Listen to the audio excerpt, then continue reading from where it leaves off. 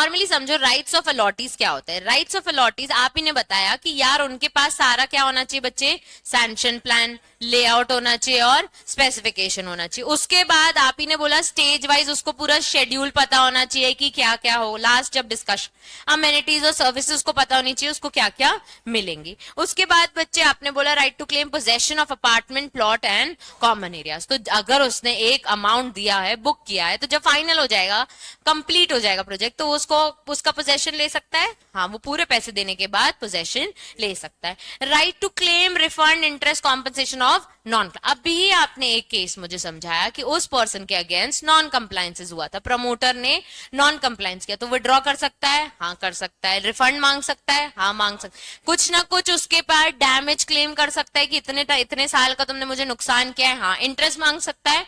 हाँ, ये right of allottees हो गए। उसके बाद right to obtain necessary documents including plans of common area, right to claim refund if the possession is not delivered as per agreement. एक अलग से भी राइट दे दिया, भैया बोला था 2 साल में घर दोगे, नहीं दिया, पैसे वापस। ठीक है। ड्यूटीज क्या हो गई, सबसे पहली ड्यूटी आप ही ने बोली भैया ये पैसे टाइम पे दे, पोजेशन लेने के बाद पैसे टाइम पे दो, ये किसकी ड्यूटी हो गई, अलॉटी की। इंटरेस्ट पे करेगा, ये भी आपने मुझे पॉइंट बताया था कि अगर वो डिले अलॉटी डिले करेगा पेमेंट करने में प्लॉट अपार्टमेंट का, तो उसको भी इंटरेस्ट देना पड़ेगा। Obligation to participate in formation of association, अगर एसोसिएशन वो कोऑपरेटिव सोसाइटी बन रही है तो मेंटेनेंस देना पड़ेगा अलॉटी को, हाँ उसको पार्ट बनना पड़ेगा। Duty to take possession within 2 months from the occupancy certificate. अब ऑक्यूपेंसी सर्टिफिकेट आ गया तो आके घर ले लो, ऐसा नहीं आए बैठे ले लेंगे दे देंगे पैसे, ऐसा नहीं चलेगा। Participation registration of conveyance deed, तो वो भी आपको साइन करनी पड़ेगी और रजिस्ट्री में बुलाया जाएगा तो आपको आना पड़ेगा। क्लियर हुआ सबको? एक बार रिवाइज करते हैं। नॉर्मली सबसे पहले राइट, सैंक्शन प्लान, लेआउट उसके पास होना चाहिए। दूसरा बच्चे स्टेज वाइज शेड्यूल होना चाहिए। उसके बाद पोजेशन मिलने का राइट होना चाहिए। उसके बाद बच्चे क्लेम कर सकता है रिफंड, इंटरेस्ट या फिर compensation for non compliance from the promoter. उसके बाद बच्चे necessary documents including plans of common areas। उसके बाद right to claim refund if the possession is not delivered as per agreement। उसके बाद बच्चे क्या, duties responsibility to make payment, पैसे भरने पड़ेंगे टाइम से, इंटरेस्ट भरना पड़ेगा अगर डिले कर दिया तो। पार्टिसिपेट करो कहां पे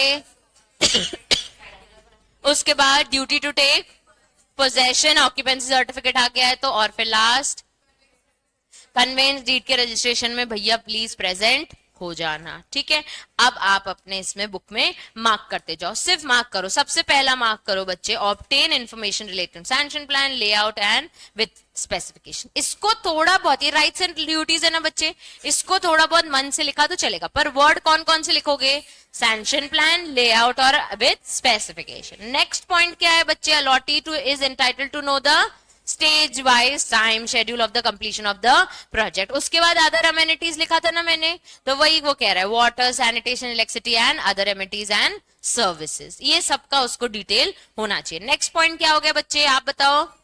क्लेम कर ले पोजेशन का, कब, अलॉटमेंट प्लॉट जैसे ही उसको फिर एसोसिएट मतलब कॉमन एरियाज का वो पोजेशन होने का उसके पास राइट है। नेक्स्ट पॉइंट क्या हो गया बच्चे, रिफंड, इंटरेस्ट और फिर कॉम्पनसेशन जब चाहे वो मांग सकता है। किससे बच्चे, किससे मांग सकता है, प्रमोटर से। कब, जब कोई भी नॉन कंप्लायंस हो। तो यहां पे लिखो ऐसे, इन केस ऑफ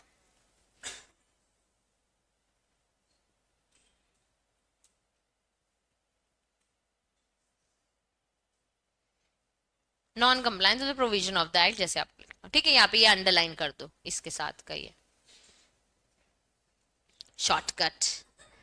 उसके बाद फिर allottee shall be entitled to have necessary documents and plans. ठीक है, उसके बाद बच्चे क्या है, एंटर होना है किसमें, अग्रीमेंट में, और रिस्पॉन्सिबल किसके लिए, नेसेसरी पेमेंट्स करने के लिए। उसके बाद लाइबल टू पे इंटरेस्ट, अगर पेमेंट में क्या करेगा बच्चे, डीले, वर्ड अंडरलाइन करना। Obligation of the allottee that liability towards the interest may be reduced by mutual agreed parties. ठीक है, उसके बाद every allottee apartment shall participate toward the formation of association. उसके बाद फिजिकल पोजेशन कितने time में ले लेना है, 2 months में ऑफ ऑक्यूपेंसी जब मिल जाए। ठीक है, every allottee should participate registration of conveyance deed. सबको याद हो गया अब rights and duties? Very good. अब बच्चे रेरा अथॉरिटी के बारे में बताएगा कि आखिर ये रेरा है क्या। अपन ने वेबसाइट देखी ना, इसमें कितने चेयरपर्सन, कितने ऑफिसर्स, कितने एम्प्लॉयज, कितनी एज, कितना टर्म ऑफ ऑफिस, वो सारी चीजें। जिन जिन ने कॉम्पिटिशन एक्ट पढ़ा है, याद है अपन ने सीसीआई के बारे में पढ़ा था, बॉडी कॉर्पोरेट है, परपेचुअल सक्सेशन है, इतने चेयरपर्सन है, 65 एज है, रिमूव हो सकते हैं। वैसी कहानी अब किसके लिए पढ़ रहे हैं हम? रेरा के लिए। रेरा एक अथॉरिटी है जो सारे रियल एस्टेट मैटर्स को एजुडिकेट करता है। क्या करता है? एजुडिकेट। ठीक है। सबसे पहला टॉपिक है establishment and incorporation of real estate authority. कह रहा है कौन बनाएगा इसको? Appropriate government. अप्रोप्रिएट गवर्नमेंट की डेफिनेशन याद है बच्चे? यूनियन टेरिटरी जिसकी कोई गवर्नमेंट नहीं हो तो सेंट्रल गवर्नमेंट, स्टेट गवर्नमेंट की हो तो state government, union territory of Puducherry union territory of Puducherry union government, और फिर दिल्ली के लिए मिनिस्ट्री ऑफ अर्बन डेवलपमेंट। ठीक है, ये अप्रोप्रिएट गवर्नमेंट बनाएगा क्या? RERA authority. ठीक है, और सच अदर फंक्शंस और पावर्स उसको देगा as may be prescribed in the act. उसके बाद अप्रोप्रिएट गवर्नमेंट टू और मोर स्टेट्स और यूनियन टेरिटरी डीम्स फिट, एक सिंगल अथॉरिटी या more than one authority in a state और यूनियन टेरिटरी। एक और चीज, बना कौन रहा है रेरा? Appropriate government. एक स्टेट में एक रेरा। ठीक है, वो कह रहा है कि सिंगल अथॉरिटी रख लो या मोर देन वन अथॉरिटी भी रख लो, एक स्टेट में एक यूनियन टेरिटरी में, हमको कोई दिक्कत नहीं है। हमने ये अप्रोप्रिएट गवर्नमेंट को रेरा एक्ट के अंदर पार दे दी है। क्लियर है? अब बच्चे कह रहा है कि until the establishment of RERA proper by order designate regulatory preferably secretary। ठीक है, जब तक रेरा नहीं बना तब तक इसको हैंडल कौन कर रहा था? Appropriate government. अपने अंदर ऑफिसर्स बनाता था, सेक्रेटरी रख रहा था और वो लोग इसको एडमिनिस्टर कर रहे थे। द अथॉरिटी अगेन, ये रेरा अथॉरिटी भी क्या है बच्चे? Body corporate. उसके बाद इसका क्या है? Perpetual succession. परपेचुअल सक्सेशन मतलब नेवर एंडिंग। इसकी भी क्या है? एक कॉमन सील। इसके पास पार क्या है? Acquire, hold and dispose of a property, चाहे मूवेबल हो चाहे movable. Can it be sued? हाँ। Can it sue? हाँ। Can it enter into an contract? हाँ। तो जो आपने कंपनी के लिए पढ़ा है, जो आपने सीसीआई के लिए पढ़ा है, सेम आप किसके लिए पढ़ रहे हो? रेरा के लिए। अगेन रेरा कौन बनाता है बच्चे?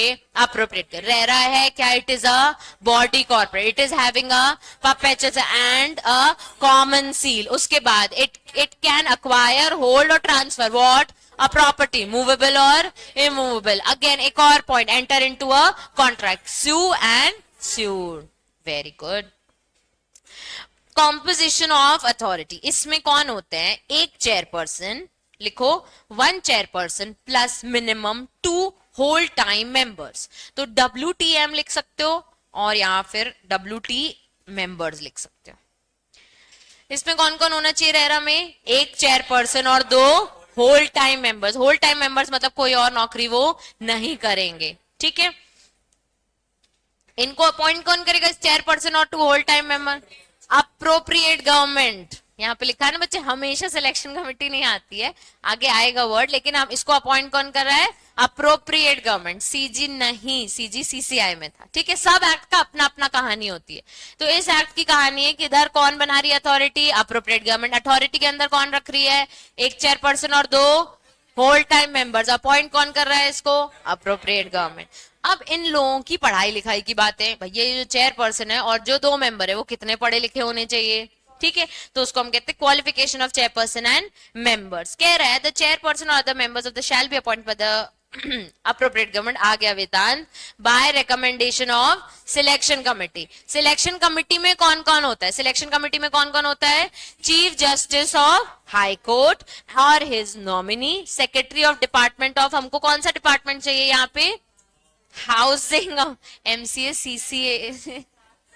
भाई ये कंपटीशन एक्ट नहीं है। कंपटीशन एक्ट किस लिए है? कंपटीशन को और करने के लिए, तो उसके लिए हमको MCA कंपनी वाले चाहिए होते। ये रेरा किसके लिए? घर बनाने के लिए, बिल्डिंग बनाने के लिए। तो इसके लिए हमको मिनिस्ट्री कौन सी चाहिए?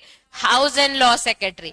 कौन हो गए सिलेक्शन कमेटी में? एक chief justice of high court, मतलब हाई कोर्ट के जो आपके स्टेट के राजा है हाई कोर्ट के, वो उसके नॉमिनी भी हमको चलेंगे, या फिर ministry of house and law secretary and housing and law secretary का बंदा। ठीक है, अब इन लोगों को कौन कौन सा नॉलेज होना चाहिए अमंग्स द पर्सन, इन लोगों को अपॉइंट करेंगे जिसके पास क्या है, सबसे पहले एडिक्वेट नॉलेज, क्या है बच्चे, एडिक्वेट नॉलेज, और क्या है, प्रोफेशनल एक्सपीरियंस। यहाँ पे प्रोफेशनल एक्सपीरियंस कितना लिखा है, 20 ईयर्स, वहां पे 15 ईयर्स था, ठीक है, यहाँ पे कितना है, 20 ईयर्स का चाहिए।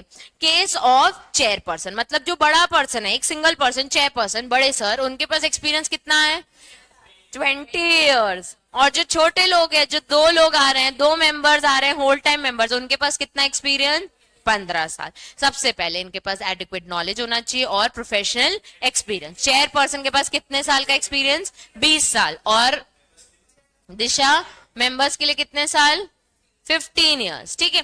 अब वो कह रहा है इन किस में एक्सपीरियंस होना चाहिए, अर्बन डेवलपमेंट, अर्बन मतलब बड़ी सिटीज में, ठीक है, हाउसिंग का एक्सपीरियंस होना चाहिए, रियल एस्टेट डेवलपमेंट का होना चाहिए, इंफ्रास्ट्रक्चर का होना चाहिए, इकोनॉमिक्स का और टेक्निकल एक्सपर्ट्स का। सबसे पहले ये वर्ड याद करते हैं, इन चेयरपर्सन और मेंबर्स को 20 साल और 15 साल का एक्सपीरियंस चाहिए। कहां कहां बच्चे, urban development, housing, real estate development, infrastructure और टेक्निकल इकोनॉमिक्स और टेक्निकल एक्सपर्ट। उसके बाद रेलेवेंट फील्ड में planning, law, commerce, accountancy, industry, management, social service, public affairs और एडमिनिस्ट्रेशन। इन सब चीजों का उनको पढ़ाई लिखाई नॉलेज एक्सपीरियंस होना चाहिए। कौन कौन से सब्जेक्ट हो गए बच्चे, planning, law, commerce, in accountancy, industry, management, social service, public affairs and administration. ये आपको याद करने पड़ेंगे, ठीक है। It may be noted that who is or has been the service of state government shall not be appointed as chairperson unless such person has held the post office of additional secretary to the central government and one equivalent post in the central government or state government। मतलब कह रहा है एक ऐसा बंदा जो किसका बंदा हो, स्टेट गवर्नमेंट का। किसका बंदा हो, स्टेट गवर्नमेंट। अप्रोप्रिएट गवर्नमेंट तो स्टेट गवर्नमेंट ही होती है ना बच्चे। तो वो कह रहे हैं अपने ही बंदे को चेयरपर्सन मत बनाना। क्लियर हुआ सबको, अपने ही बंदे को चेयरपर्सन आपको नहीं बनाना है। लेकिन अगर वो एडिशनल सेक्रेटरी की पोस्ट पे रहा है, कहां, सीजी के पास, किसके पास, सीजी के पास, या फिर इक्विवेलेंट पोजीशन पे रहा है जो सीजी कह रहा है उसकी, कौन सी, एडिशनल सेक्रेटरी की इक्विवेलेंट पोजीशन पे या फिर एडिशनल सेक्रेटरी, तो उसको आप अपॉइंट करने का सोच सकते हो। क्लियर है। उसके बाद ये अनलेस पे ब्लॉक बना लो तो आप कभी भी परेशान नहीं होंगे। Further, a person who or has been a state government not be appointed as a member unless such person has held secretary of state government or equivalent position in the state government or central government। Again कह रहा है कि appropriate government कौन, state government only, वो लेके आएगी कौन, chairperson और मेंबर। वो कह रहे हैं अपना ही बंदा चेयरमैन चेयरपर्सन मत बनाओ। सीजी के लेवल पे एडिशनल सेक्रेटरी कोई है तो ले आओ, या उसी एडिशनल सेक्रेटरी की पोस्ट पे कोई है तो लेके आओ। अब कह रहा है मेंबर भी मत बनाओ जो स्टेट गवर्नमेंट की सेक्रेटरी है। जो स्टेट गवर्नमेंट की सेक्रेटरी, उसको रेरा का मेंबर बनाने की जरूरत नहीं है, ठीक है। स्टेट गवर्नमेंट के पर्सन को तब लेके आओ अनलेस उसके पास, नहीं सॉरी मैंने एक चीज गलत बोल दी यहाँ पे, एक पर्सन को, स्टेट गवर्नमेंट का भी एक पर्सन को आपको मेंबर नहीं बनाना है। स्टेट गवर्नमेंट का कोई भी पर्सन मेंबर नहीं बनेगा, लेकिन स्टेट गवर्नमेंट की कोई सेक्रेटरी है उसको मेंबर बना दो, या उसी इक्विवेलेंट पोजीशन का हो तो उसको भी मेंबर बना दो। यहाँ पे ऐसे लिख लो बच्चे साइड में, हाँ लिखो। सबसे पहला, no chairperson, no chairperson dash secretary of SG. समझ गए, ठीक है।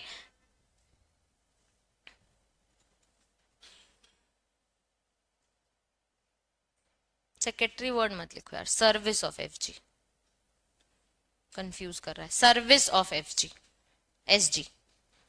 Yes chairperson, yes chairperson additional, A लगाना, ठीक है, एडीडी लिख देना, एडिशनल सेक्रेटरी ऑफ सीजी और equal position.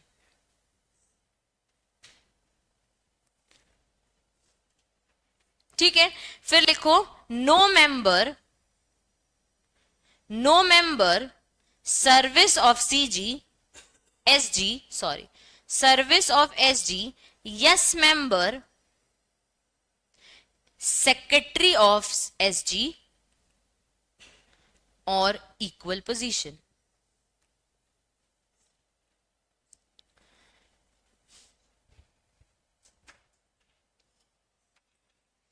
A service of state government cannot be the chairperson, लेकिन additional secretary of central government can be a chairperson. हाँ, equal position है. हाँ, service of SG can be a member. No, लेकिन secretary of state government और equal position can be a member. Yes. ठीक है, अब clear हो गया.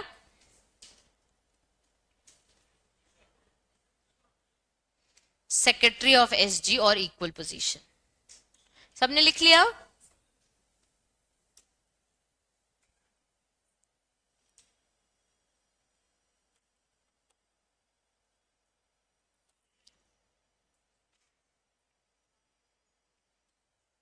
चलो, अब बच्चे term of office of chairperson and member, इन लोगों की पढ़ाई लिखाई समझ गए.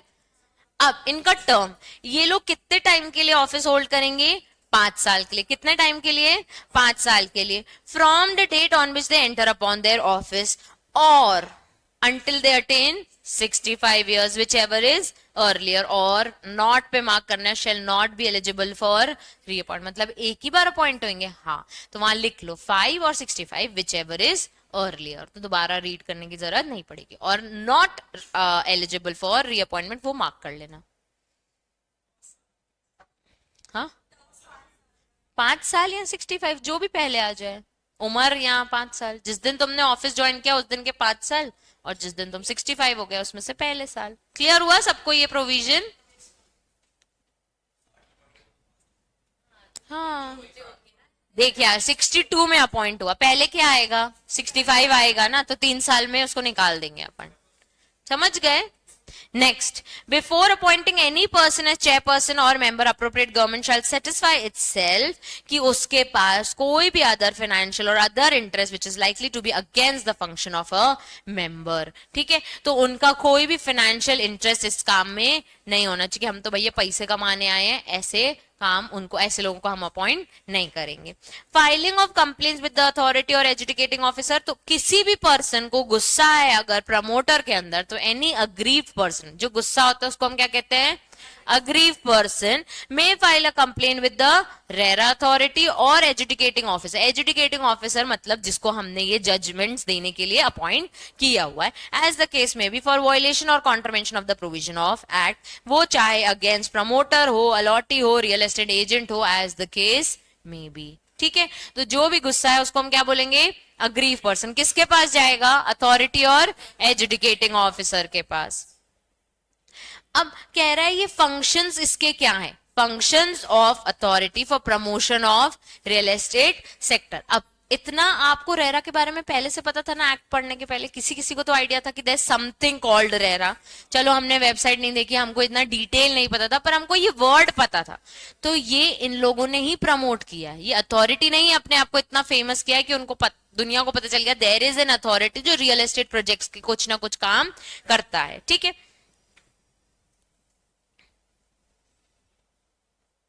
सबसे पहला फंक्शन क्या है? ये लोग करेंगे in order to facilitate growth and promotion of healthy, transparent, efficient, competent real estate sector, make recommendation to the appropriate government to competent of the competent authority as the case may be. दूसरों को बताएगा. RERA बैठ के काम क्या करेगा? अगर complains नहीं है तो एक तो कंप्लेन्स हैंडल करेगा, और अप्रोप्रिएट गवर्नमेंट को बार बार इंस्ट्रक्शन भेजेगा कि सुन भाई गवर्नमेंट, हमको सबसे पहले क्या करना है? इंटरेस्ट प्रोटेक्ट करना है. किसका? अलॉटी का, प्रमोटर का और रियल एस्टेट एजेंट का. उसके बाद हमको क्या करना है? एक सिंगल विंडो सिस्टम बनाना है. एक क्लिक पे, एक वेबसाइट पे सारी डिटेल्स मिल जाए. तो हमने एक सिंगल विंडो क्रिएट की जिसमें हम टाइम बाउंड है प्रोजेक्ट अप्रूवल के लिए, क्लियरेंस के लिए और timely completion of the project. अब बच्चे क्या होता है, रेरा का अप्रूवल में भी तो टाइम लग सकता है ना. आज आप बुकिंग करने का सोच रहे हो पर अभी तो प्रोजेक्ट रजिस्टर्ड होके ही नहीं आया, सर्टिफिकेट ही नहीं मिला, तो वो भी टाइम पे हो. उसके लिए उन्होंने क्या बना दिया? एक सिंगल विंडो सिस्टम. पहला पॉइंट क्या है बच्चे? Protection of interest of.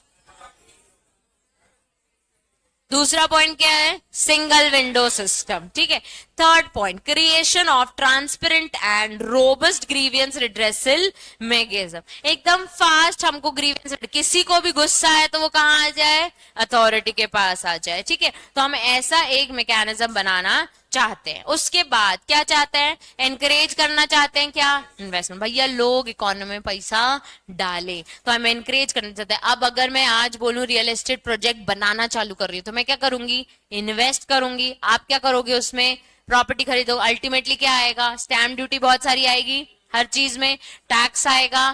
फिर मेरे को सब अभी पढ़ा क्या, कैपिटल गेन चालू हो गया क्या, नहीं, ठीक है, मुझे भी बता देना कैपिटल गेन चालू करना, ठीक है। तो अल्टीमेटली गवर्नमेंट को क्या मिलेगा, पैसे। तो एनकरेज क्या करता है real estate, RERA investments encourage करता है, ठीक है। रियल एस्टेट प्रोजेक्ट्स में और पैसा लगाओ।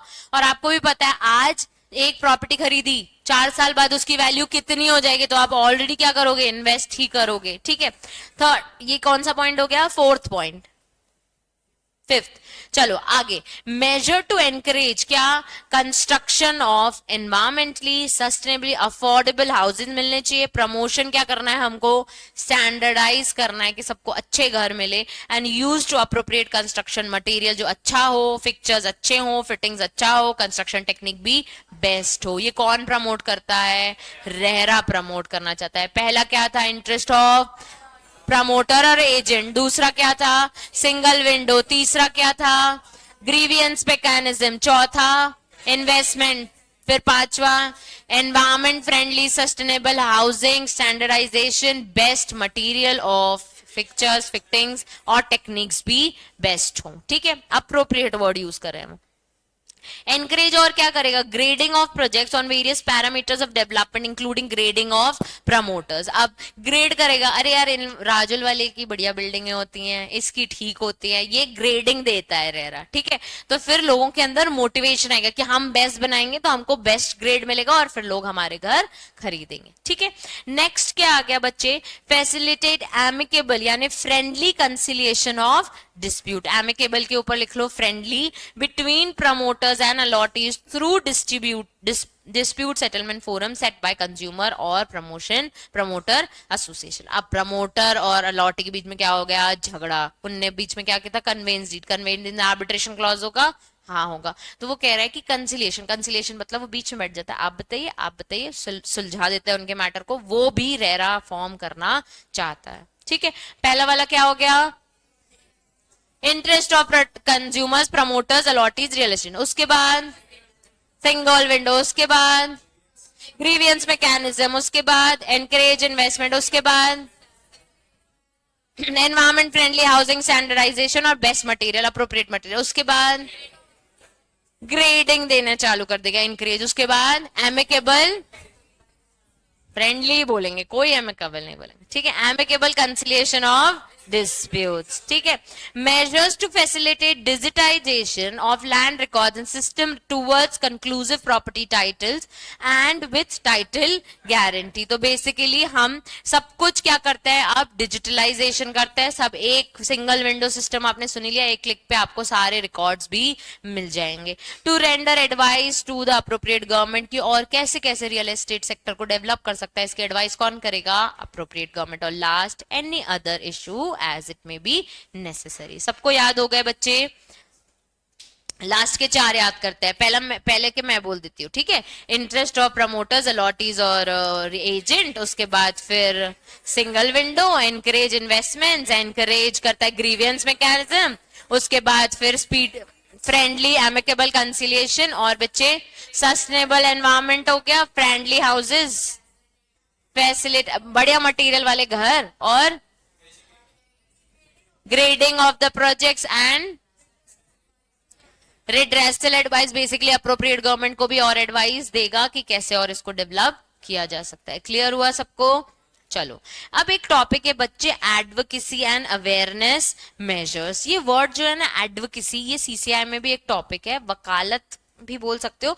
इसमें लीगली इसको एडवोकेसी को वो ऐसे कवर करता है कि यार हमने एक रेरा अथॉरिटी बना दी, रेरा अथॉरिटी दिन भर क्या करती है, दिन भर क्या करेगी, रियल एस्टेट का ही काम करेगी ना। तो अब हमको कोई नया लॉ बनाना है, यानी गवर्नमेंट को, लॉ कौन बनाता है, पार्लियामेंट, ठीक है। हमको अगर कोई नया लॉ लेके आना है या नया रूल लेके आना है या अपने स्टेट के लिए कोई नया लेके आना है, तो वो किससे पूछेगी,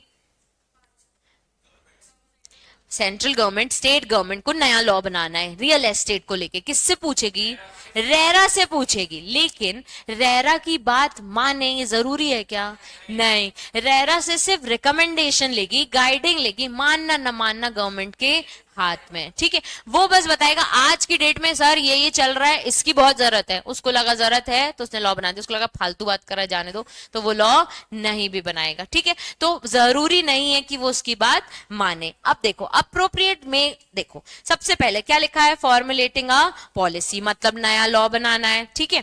किसमें बनाना है, रियल एस्टेट। उसके बाद और एनी अदर मैटर क्या करेगा, एक रेफरेंस देगा, किसको, अथॉरिटी, अथॉरिटी यानी रेरा, कौन दे रहा है बच्चे, अप्रोप्रिएट गवर्नमेंट, इसे उठा के ऐसे।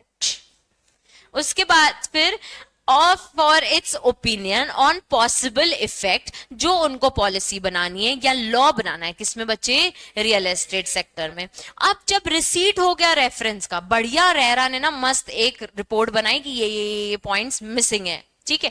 The appro authority shall within 60 days making such reference give its opinions to the appropriate government may thereafter take further action as it deems fit. मतलब कि मैं अप्रोप्रिएट गवर्नमेंट, आप सब RERA authority, मैंने आप सब के states वालों से, मतलब आप सबको पूछा कि अपने अपने स्टेट में बता दो कोई नया लॉ पॉलिसी चाहिए क्या रेरा के लिए, आप सबने मुझे रिकमेंडेशंस दिए, कितने दिन में दिए, विद इन 60 days में।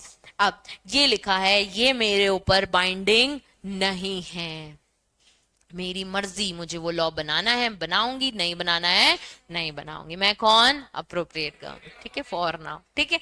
अब इन फॉर्मुलेटिंग सच पॉलिसी और तो opinions given by the authority shall not be binding upon the appropriate government. इस चीज को हम क्या कहते हैं, एडवोकेसी। क्या कहते हैं हम, एडवोकेसी। याद कर लो टर्म, क्या है ये, एडवोकेसी। तो अब वर्ड याद करो, while formulating a policy, while appropriate government will make a reference to authority for giving an opinion on law and policy, ठीक है।